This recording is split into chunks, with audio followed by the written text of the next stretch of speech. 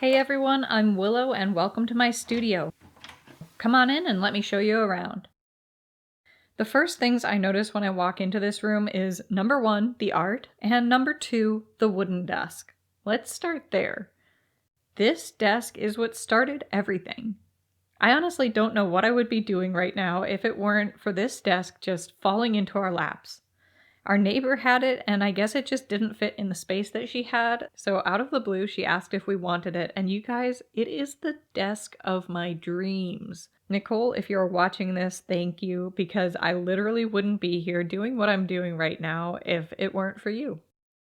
Hubba bubba, super important that I have this on hand at all times. So in the cart beside my desk, I have a bunch of markers, Tombow brush pens, gel pens, metallic pencils. I actually don't think I've ever used these. I've got my pencil case, jars for water. These are actually little yogurt jars. I won't go into everything on this cart, but you can see I've got a variety of kind of miscellaneous supplies, fixatives, gesso, random marker packs, all that sort of thing. So that was my little cart. Then on my desk, I like to keep some scrap paper right at hand, so I've got regular scrap paper and watercolor scrap paper. So if I ever need to just swatch my colors, I've got that right here. And of course, I have my trusty "dogs are my favorite people" mug. If you don't follow me on Instagram, you might not know that I have two big, beautiful dogs, Nico and Squish. I will try to find some footage for you. Oh, and the sun is coming in. Actually, let's go outside for a moment.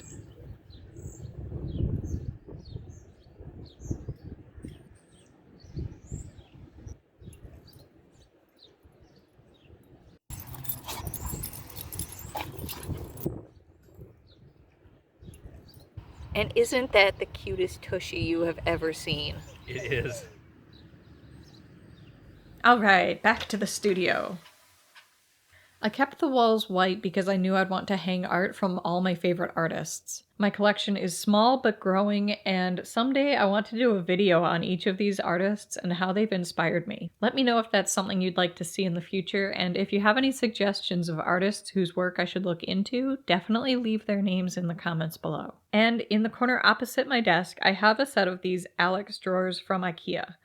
I'm pretty sure every artist on YouTube has this same set of drawers because they're just perfect for art supplies. Okay, I really didn't want to do a deep dive on supplies, but you talked me into it, so here goes. Drawer number 1. The My Leong watercolors that I used in my last video. Holbein Artist Gouache. Gouache. More gouache. More gouache. Brushes. Metallic watercolors from Caliro, metallic watercolors from Finetech. These handmade metallic watercolors from Tiny Cactus Designs on Etsy. I'll leave a link in the description. Dr. P.H. Martin's Bombay India inks, plus some brush cleaner. Paper! Okay, moving on.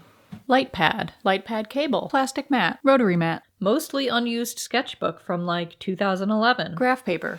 Another unused sketchbook from like 2008. Tracing paper, more tracing paper, transparent vellum, which is basically tracing paper. You guys, tracing paper is not cheating, okay? I don't care what anyone says. It is a tool artists use, and it is a great way to learn.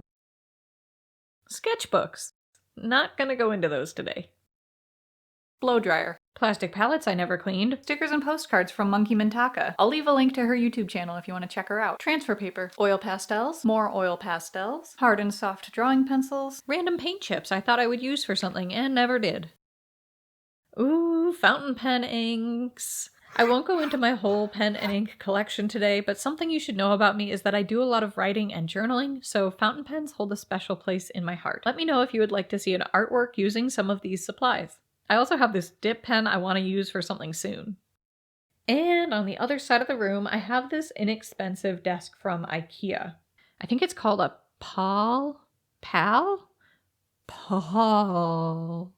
What I like about this one is the little troughs it has between the legs. This is where I store all my washi tape and artist tape. I think the idea is that you could put like a power strip in here. I haven't tried that yet.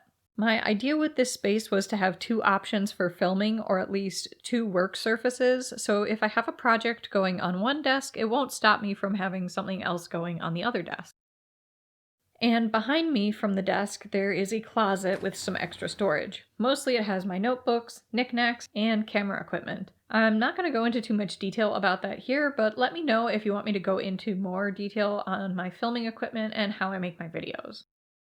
So that's my studio.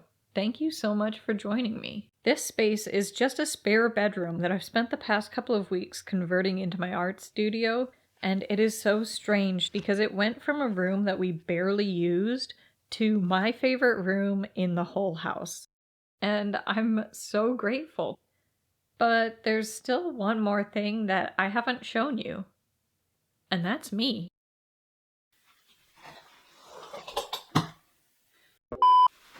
Hi. Oh, well, hi there. My name is Willow, and thank you so much for joining me on this studio tour. I am a total introvert, so I hope that you'll bear with me as I get used to this whole talking to camera thing. It's just so weird.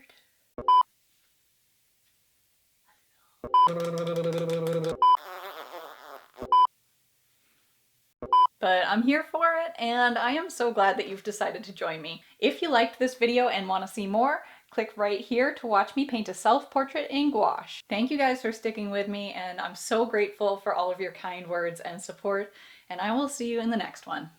Bye!